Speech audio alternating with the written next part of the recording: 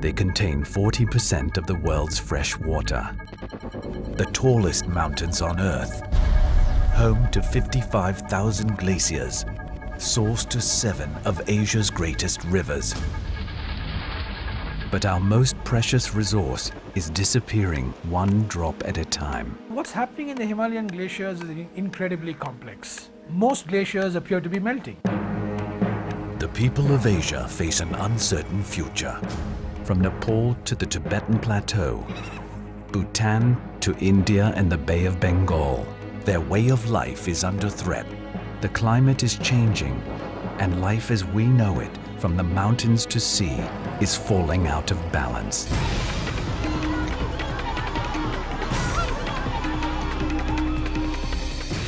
Glacial lakes reach critical capacity and burst. Droughts threaten once lush farmlands. Weather patterns become unpredictable. Thousands of miles downstream, sea levels rise, forcing coastal villages from their farmlands and into crowded inner cities. I think we had never a phenomenon where what is happening in the glaciers and in the downstream area is so closely linked. The Himalayas are the water towers of Asia. When the water tower dries out and 2 billion people don't have water to drink anymore, to irrigate their farms, to run industry, then there's going to be serious problems. This is going to change the entire eco-balance of at least 9 or 10 major river systems. There's a question about whether we're going through a period of global warming, and I don't think it's important. What is important is that the environment is changing, that climate is changing. This is a wake-up call, and we still have time to do something about it. We just need to hear this alarm. The people of Asia are answering the call, harnessing determination, spirituality, and science to adapt and survive in the face of a Himalayan meltdown.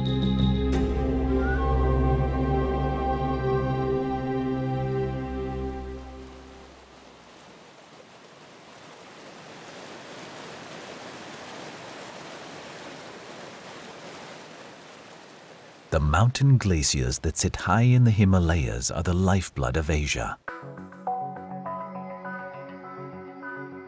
The glaciers span an enormous geographic region, from Pakistan through India, Nepal, Bhutan, Bangladesh, and China. They are the source of water for some of the world's great rivers. The Indus, Ganges, Mekong, Yangtze, and Yellow rivers all flow from the Himalayan mountains to the seas of Asia.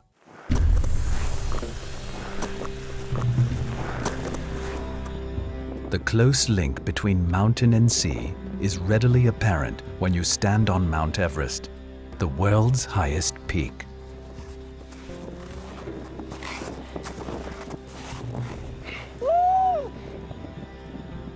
While summiting Mount Everest for the second time, mountaineer Dava Stephen Sherpa realized that the ice and glaciers were disappearing right before his eyes. This is a treasure for us, but it is also a vital necessity for billions of people who depend upon these glaciers for water. When I first climbed in 2007, I saw firsthand myself how badly the ice was melting. The glaciers were melting, the seracs were melting, the slopes were melting, so causing more avalanches, more rock falls. Something has to be done about it because billions of people all around the Himalayas are facing danger as their very vital source of water slowly disappears.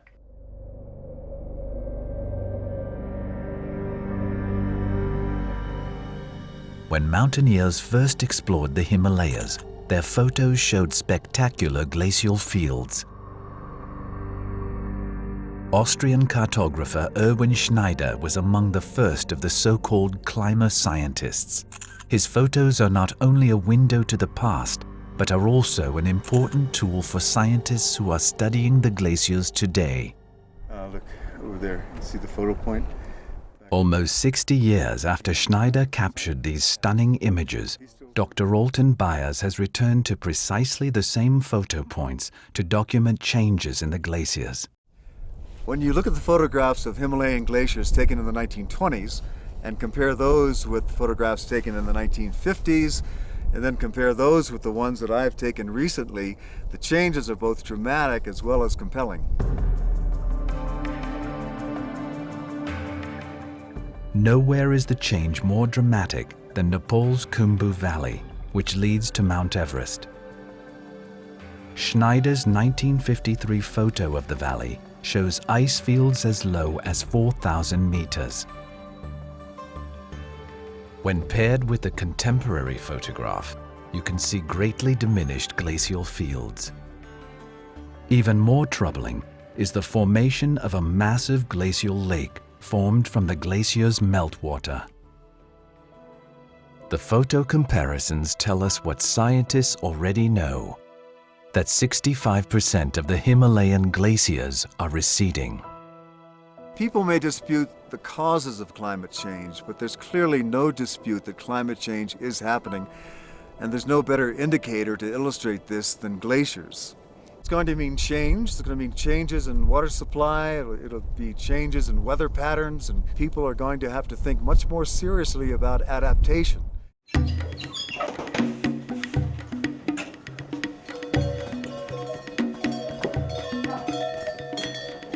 The dramatic change in climate, rainfall patterns, and the glaciers are forcing mountain communities throughout the Himalayas to adapt. Here in Nepal's Khumbu Valley, thousands of trekkers make their way through the tiny villages, largely unaware of these dramatic shifts in the environment. The people of Dingboshe, however, know better. The village sits at 3,900 meters and is just a 2-day hike from the Mount Everest base camp. Sonam Ishi Sherpa runs a small hotel and has lived beneath towering Everest for his entire life. He has seen many changes, but one in particular keeps him awake at night. Lake Imja lies just above Dingboshe, and while it might appear to be a beautiful sight to the trekkers, it is a constant reminder to villagers of a potential disaster. I remember when Imja Lake was very small, but it keeps growing every year, and I'm very afraid that it will burst. Dingboshe's location along the river puts it squarely in the path of a massive wall of water if this earthen dam breaks apart. In Kathmandu, computer models at the International Center for Mountain Development are alerting scientists to a disturbing increase in the number of potentially deadly glacial lakes like Imja. People are very much worried about those lakes, and they don't know when and how it will breach out. It will destroy their valleys, village, and infrastructure, settlement, and people and other cattle will be washed away. Imja is surrounded by peaks as high as 8,000 meters. Avalanches and earthquakes are common here, and the force from either could send a shockwave through Lake Imja, causing a glacial lake outburst flood. And this will bring down the huge debris, like the debris size of 20-meter boulders, 50-meter boulders sometimes, and a lot of silt and sands and all this mud coming down. It will just cover the land, and you cannot recover it for generations. People lost their livelihood forever sometime. I'm not worried so much about myself. I've survived the Gulf before. But I'm scared for my community. All of the settlements around here are along the riverbed. A glacial flood would devastate the entire river valley. Before 1960, Imja Lake did not exist. But today it is filled with water from the melting glacier. It is just over 100 meters deep and 2 kilometers long. Just one of thousands of recently formed lakes spread throughout the Himalayas. We mapped the glacial lake of the whole Himalaya, right from Amudari Basin in Afghanistan to the Irrawaddy Basin in Myanmar. We have mapped slightly more than 20,000 glacial lakes, and out of it, 200 we need a special attention at the moment. Nepal's largest lake created by meltwater is Sorolpa. Like Imja, it is an alarming new body of water that is a growing threat to the safety of downstream villages. Glaciologist Koji Fujita of Japan's Nagoya University hopes that science can provide a solution. He and his research team are gathering scientific data that may lead to answers about the glaciers and perhaps replace fear with information. Through our research, we hope to determine how much water is stored in these glaciers. Because if you know how much water is available and how fast the glacier is retreating, you can plan for the future. It's a lot like knowing how much money you have in the bank. Obtaining information about the health of the glaciers is not easy. Fujita's team is placing remote sensors on Sorolpa that will provide data that can be analyzed by scientists all over the world. We need to measure, we need to monitor, we need to model. And we need to understand what is happening to the Himalayan glacier, what is happening to the health of the Himalayan glacier. But we don't have to wait for perfect science in order to prepare people.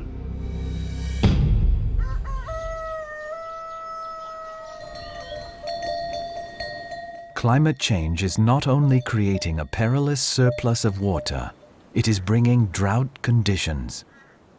Many mountain communities have seen the seasonal monsoon rains all but disappear. And with nearby glacial meltwater drying up, one village is harnessing something that is in ample supply here.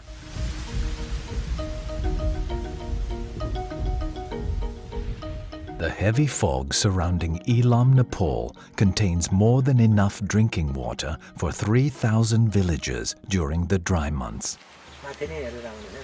To convert the fog into water, the people of Elam use a series of inexpensive mesh nets to trap the moisture from the fog. As the moisture soaks into the nets, water begins to trickle into a basin. Gravity then carries the fresh water to convenient spigots located throughout the village, saving the people of Elam a 2-hour trek to the nearest river.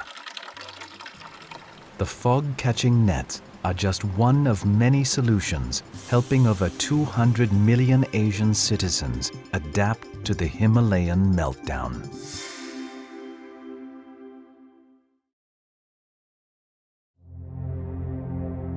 The Kingdom of Bhutan lies at the southern tip of the Tibetan Plateau.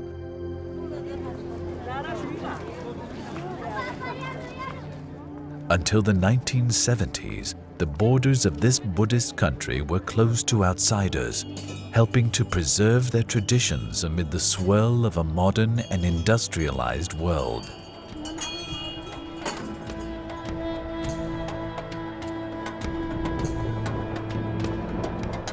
For centuries, the Bhutanese, like their Tibetan and Nepalese neighbors, have lived off the land.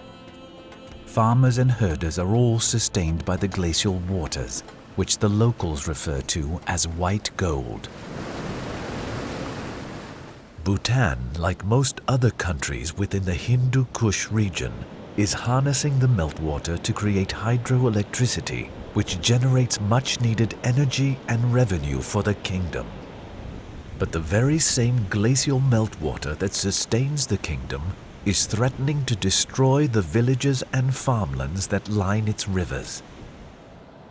The Himalayan meltdown is creating hundreds of high-altitude lakes which contain massive amounts of water. At any moment, an earthquake or avalanche could trigger a glacial lake outburst flood, obliterating all in its path.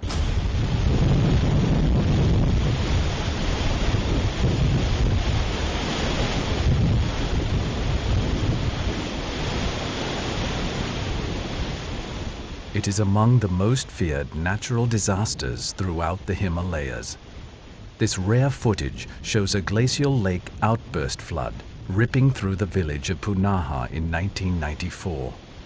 21 people died, a year's worth of crops, destroyed.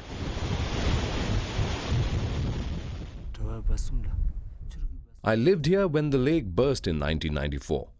I saw people picked up by the water and carried away. Yaks and horses were washed away. Even today, I don't like to go near the river because I'm very afraid of another glof happening.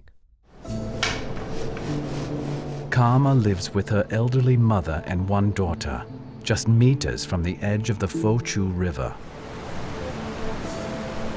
She was born here and narrowly survived the 1994 glacial flood. She lives in constant fear that another may strike.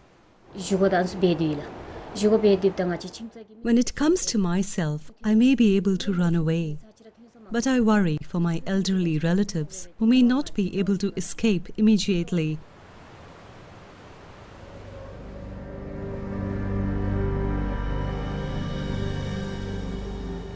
The 1994 glof originated high in the mountains, where the glacial lakes are rising at an alarming rate.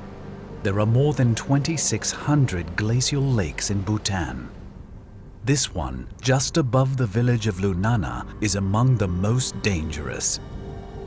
Lake Tortomi is now a moonscape of rocks, sand and mud, and is gradually filling with meltwater. By contrast, the adjacent Lake Rapstring is a fully formed lake 100 meters deep. Separating the two is an unstable 35-meter moraine wall of sediment deposited by the melting glacier. As lake levels rise from the melting glaciers, so does the pressure on this precarious dam. If Lake Tortomi ultimately overtops the earthen wall, a superglacial lake with 53 million cubic meters of water could burst, causing a flood 3 times the size of the one in 1994. Like during 1994 glof, when 18 million cubic meters of water was released, now we are talking about 53 million cubic meters of water to be released if the worst case scenario occurs in the future. As a matter of national urgency, the Bhutanese government, with assistance from an international climate change adaptation fund that was established by the United Nations Framework Convention on Climate Change and partner organizations such as the United Nations Development Programme, the Global Environment Facility, the World Wildlife Fund, and the government of Austria, has launched an ambitious project to prevent another disaster.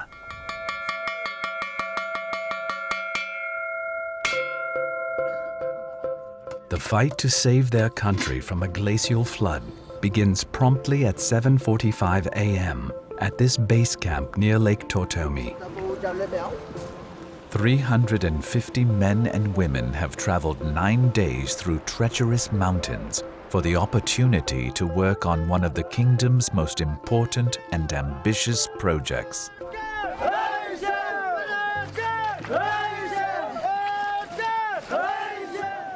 Because of the high altitude and the risk of avalanches, heavy machines cannot be used, so workers are equipped with only hand tools. They work with a sense of urgency to remove boulders and debris. They are in a race against time to clear a channel that they hope will drain Lake Tortomi by 5 meters. Basically in here we are talking about the hydrostatic pressure that is built as the ice starts to melt and then the water level rises. So basically we are releasing the pressure. We'll try to remove all the soils and then now we are going to let out the water from there. Lake Tortomi sits at 4,300 meters. The air is thin and the work is dangerous and difficult. You can very well see over here that we have to work with these big boulders which are very loose. The water is very cold, maybe 1 to 2 degrees centigrade. Here, the quest to contain the Himalayan meltdown provides economic opportunity for stalwart laborers. It is well worth the effort for workers like Shem Doji Doya, who trekked 14 days in the hopes of making enough money to start a new life. With the money that I earn from working here, I plan to open a small store so that I can support my family. This worker, who has a single name of Zam, says although the work is hard, she is grateful to have a job. I came from across Bhutan. My husband passed away quite a while ago, but this is the first time that I have been able to support my family. I'm so grateful to have this job. To implement such kind of project in such kind of places like Lunana at this altitude is very, very difficult. Slope the 1:2 name babda. Project planners struggle to supply the workforce with food and tools in this remote and rugged location. In addition to the 300 workers at Tortomi, another 200 local herdsmen were employed to transport the 60 tons of supplies to the site. The team considered using helicopters, but the terrain and unpredictable weather made it impossible. Using skilled yak and horse herders was not only more reliable, but provided significant social and economic benefits. Sering Geltsen and his team of horses have carried 106 loads of supplies from the town of Gasa to Lake Tortomi. Like many horsemen, he has no formal education. I'm very happy. With this money, I will buy another horse so that I can make even more money. He has returned home after an entire summer of leading his horses to the project site. The money will sustain Geltsen's family for an entire year.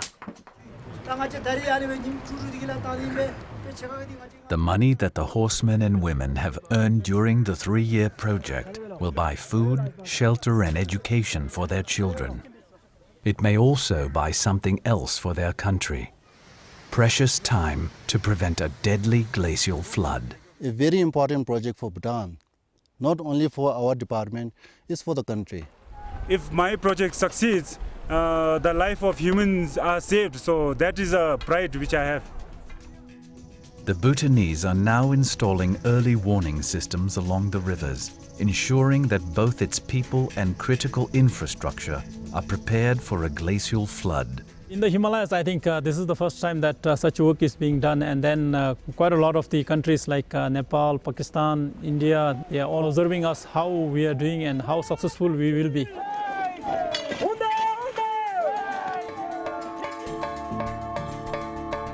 Next summer, the Lunana Bell will once again call the workers to one of the most challenging climate-changing adaptation projects in the world. This bell is also a call to action for Bhutan and a signal to the world of what can be accomplished when a committed nation adapts to the Himalayan meltdown.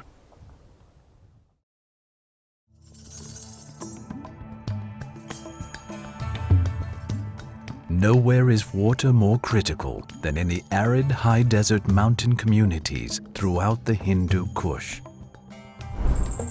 The village of Leh sits at 3,500 meters in northern India.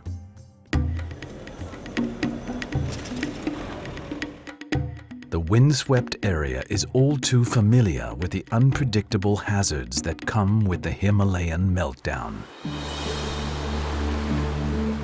It is a world of extremes. Floods, mudslides and droughts besiege this area mercilessly. Glaciers are receding and weather patterns are shifting unpredictably. Rainfall is failing, or when rainfall comes, there is flooding. There's a lot of extreme events taking place with alarming frequency, so people are worried. August 2010. A cloudburst erupts over Leh, sending a wall of mud and water through the city in the middle of the night.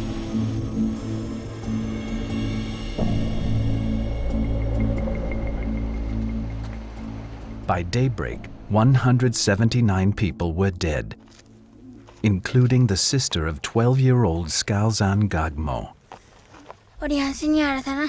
The mud and water swept into our house. It pushed my mother and me outside. I called out to my sister and tried to grab her, but she slipped through my fingers. It was the last time I saw her.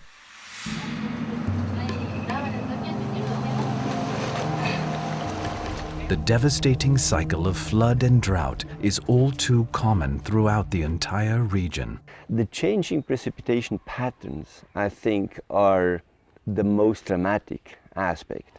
More intensive precipitation, more concentrated, then we have more extended periods of drought. So the predictability has changed dramatically.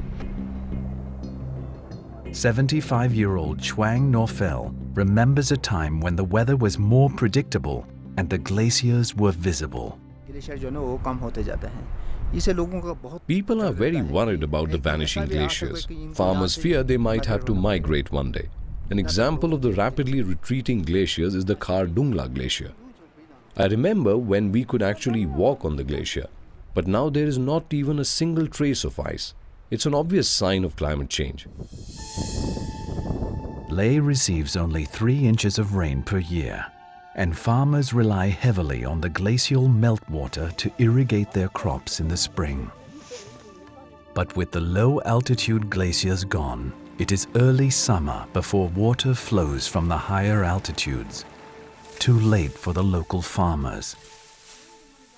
An engineer by trade, Norfel wondered how he could help the farmers of Leh. His solution? To manipulate nature into forming artificial glaciers. During the fall season, Norfel builds large ponds on the side of the mountain that will receive little sunlight in the upcoming winter months. As winter approaches, he diverts stream water from the high-altitude glaciers into the man-made ponds where it is shielded from the sun's heat. As winter snows begin to accumulate, Norfel's strategically placed ponds begin to freeze. Here, the artificial glaciers can remain frozen throughout the winter months. It's like a giant ice cube that contains enough water to irrigate 200 hectares of crops. Norfel's creative engineering has now replaced what nature can no longer provide.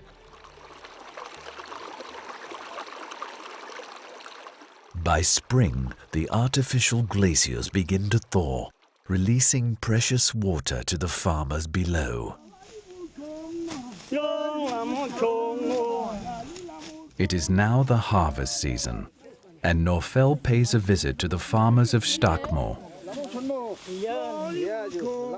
They are reaping the bounty of a bumper crop of barley. I was extremely happy today when I saw farmers harvesting the crops that I helped them to grow. It gives me great satisfaction that my hard work is turning out to be fruitful. We grow the best barley in the world. It is our life source, but our crops cannot exist without water. Mr. Norfel first built the artificial glacier as an experiment. When it actually worked, word spread among the villagers. Sonam Deshan and his family are harvesting their best potato crop in years because of the water supplied by the artificial glaciers. But he admits that the idea seemed odd at first. When Mr. Norfel first attempted to build the artificial glacier, we thought he was crazy. But once we started getting water from it, then we believed him. Now, we are very grateful to Mr. Norfel. We will not be able to survive without the water from Norfel's glaciers. We are farmers and we depend on our crops. There are no other job options for us. Norfel has become famous in his native Ladakh and is affectionately known as the Iceman. Each artificial glacier only costs $7,000 and more than a dozen have been built. Costs are kept low because they use locally found materials and the villagers help build them. I'm very proud to be working on the artificial glacier. Water is very precious to farmers like us. Now we can grow more crops and I can provide more for my children. I want the villagers to be capable of building artificial glaciers on their own so they can be more independent. If they need repairing or a new one needs to be built, they can do it without me. Buoyed by his success with the region's farmers, Norfel has turned his attention to creating reservoirs of drinking water for local villagers. This is Norfel's latest creation, a man-made reservoir that will provide water for this drought-stricken region. Soon, water will be delivered directly to 100 families, ending their daily commute to local streams. When Norfel gazes across the valley, where he has lived for 75 years, he is grateful that he has made a difference in the lives of his fellow villagers. I know that I'm only one person and I cannot stop climate change alone. But I'm very hopeful that if we dedicate ourselves to adaptive solutions like creating artificial glaciers, this will lessen the worries of the people. Because of the ingenuity and dedication of the Iceman, the people of the Ladakh region are able to see a future where water still flows from the mountains, a future of bountiful crops grown on family farms.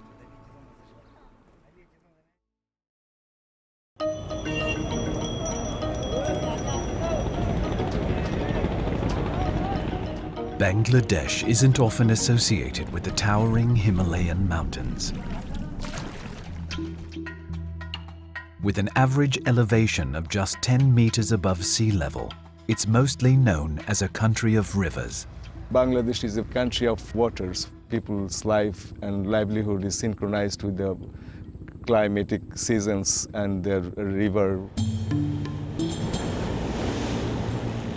The rivers are its economic heart, but the Himalayan meltdown that is taking place thousands of miles away is having serious repercussions on Bangladesh's rivers and its people. Bangladesh is, the classic climate change victim. It's being hit at both ends, so to speak. It's being hit by the ice melt, and then it's being hit by the rising sea levels.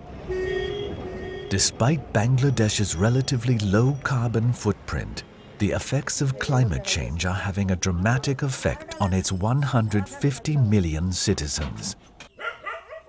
Increased flooding and droughts, cyclones and erosion are washing away their income and food security.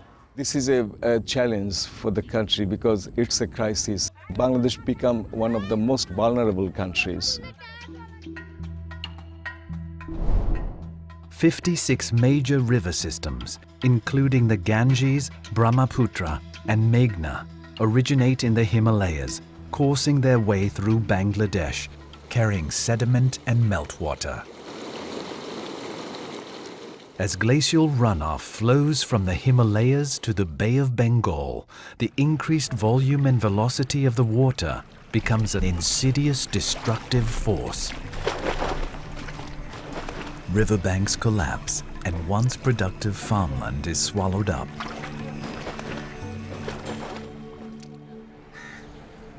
Sirajganji is one of hundreds of villages that line the country's rivers. As long as they have land, they can raise livestock, grow their own food, and provide for themselves.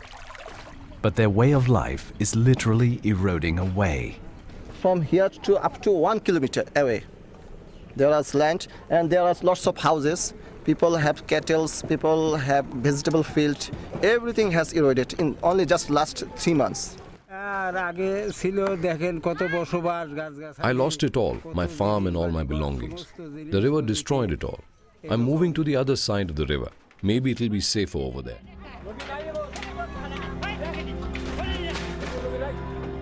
The rising river will swallow this building in less than 1 week. Entire settlements vanish in a matter of days, and people are forced to migrate elsewhere. The residents of Sirajganji are busy disassembling their homes and businesses before the river claims them.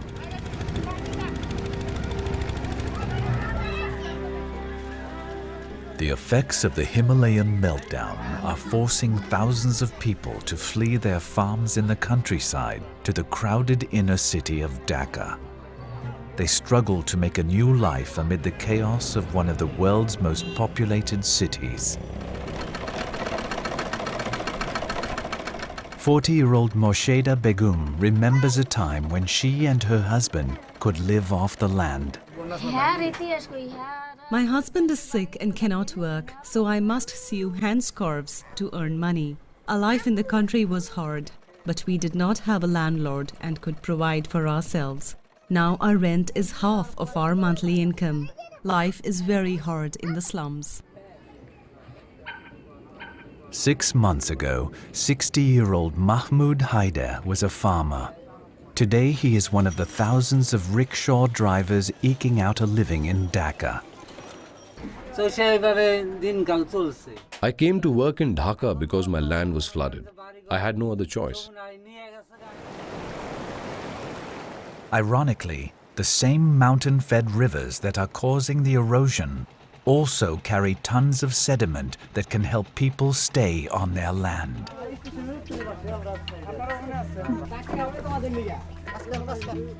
Along Bangladesh's rivers, people are adapting to the erosion by reclaiming the river sediment and creating higher ground, one bucket at a time. It's a race against the river, but one that these people hope they will win, so that they can continue to provide for themselves. Other communities are building mounds made from river mud that will soon support crops and fruit trees. While collecting silt from the rivers is helpful for inland communities, solving the erosion problems along Bangladesh's vast coastline requires a different type of solution. Kukri Makri is an island community of 4,500 families accustomed to cyclones and monsoon floods. But now they have the added burden of increased river flow from the glaciers and rising sea levels. Coastal area is the most vulnerable areas in Bangladesh. And if there is vegetative shelter belt, there would be minimum flow of water during tidal surges. The forest will protect it.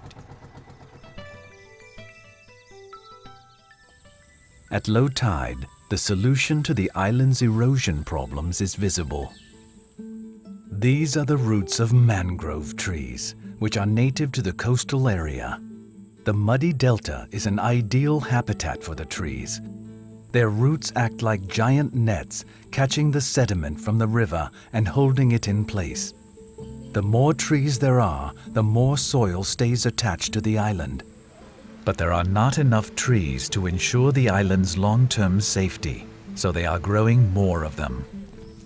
The United Nations Development Programme, with financing from the Least Developed Countries Fund of the United Nations Climate Change Convention, is supporting an innovative coastal afforestation program. This program is designed to counter effects of sea level rise while maintaining the sensitive ecosystem and creating economic opportunities for coastal communities. Nearly everyone on the island is involved in the project. The nurseries are tended to daily by the very people who will benefit from the trees. More than 2 million new mangrove trees are being cultivated from seedlings, each one under the tender care of the islanders. These workers are preparing a field for planting a new batch of seedlings. They work with a sense of urgency. Without the mangrove roots, the land would likely be engulfed by the river during the next flood or cyclone. Sherman Acasta is a mother of 3. She was born on Kukri Makri, and her home sits among the mangrove trees. She understands the connection between the forest's survival and her children's well-being. The trees are the life of our community. There is no embankment here along the river, so when the tidal flow comes, these trees will protect us. If the trees did not exist, my family would have to move to the city. Life along the coast would be totally impossible without the trees. We have conducted a number of project awareness meetings at Chor Kukri Mukri. In the meeting, the local communities told me that they will never cut the forest because forest is saving them from all types of natural calamities. The roots of the mangrove trees hold together not only the soil and sediment of Bangladesh, they enable millions of Bengalis living along the riverbanks to stay rooted in their communities.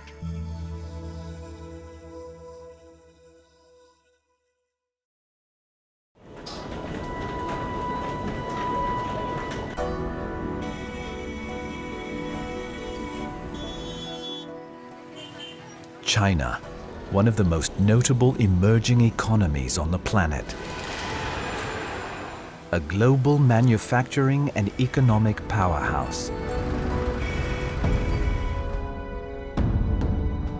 The Himalayas feed the Yellow, the Yangtze, and other rivers that weave through China's vast territories, fueling its vibrant expansion.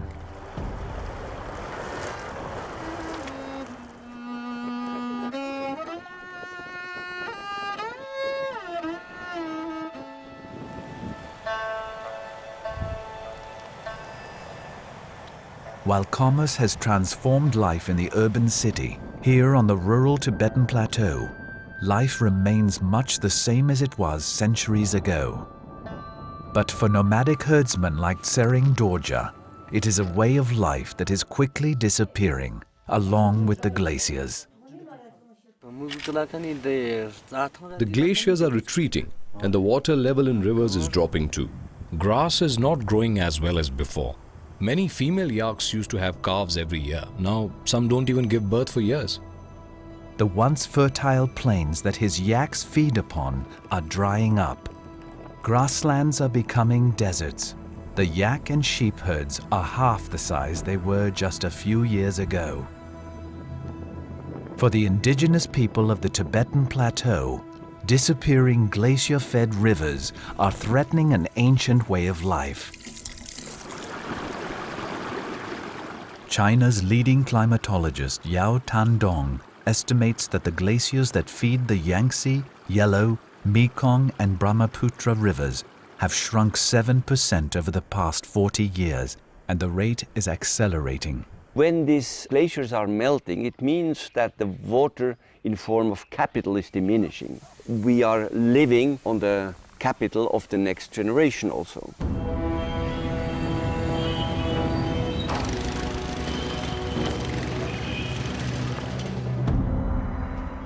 Climate change is only one factor contributing to the Himalayan meltdown. Thousands of kilometers from the Tibetan Plateau, soot or black carbon gets into the air and is blown across Asia into the Himalayas. There it is deposited on the continent's glaciers. Instead of reflecting the sun's heat as they once did, the glaciers are now absorbing it. Black carbon is a factor which is contributing substantially to glacier and ice melting. We need to understand what is happening in our ecosystems much better. All of us must move on the path of a low carbon footprint. China and India have begun to address the problem. Though these developing economies contribute to growing carbon emissions, they are striving towards solutions.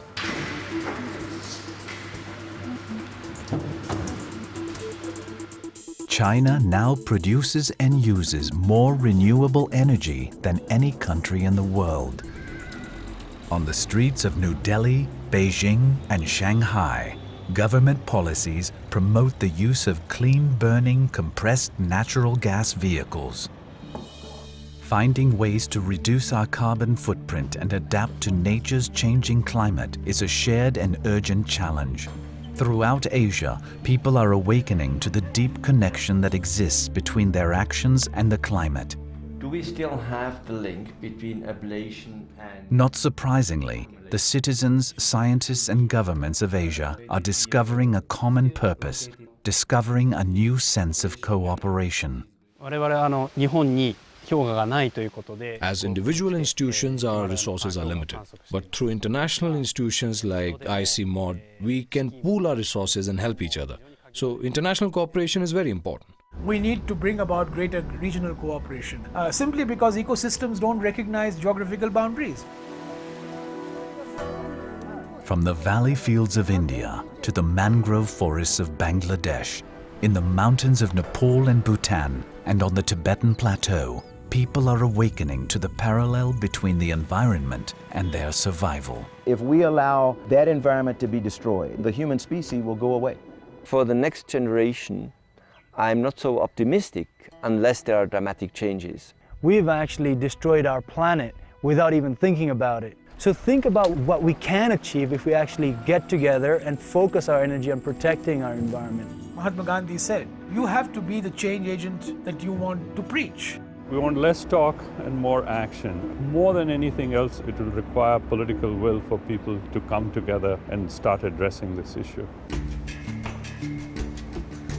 Indeed, change has come to the Himalayan glaciers, and now it is up to the people and governments of Asia to adapt to these changes.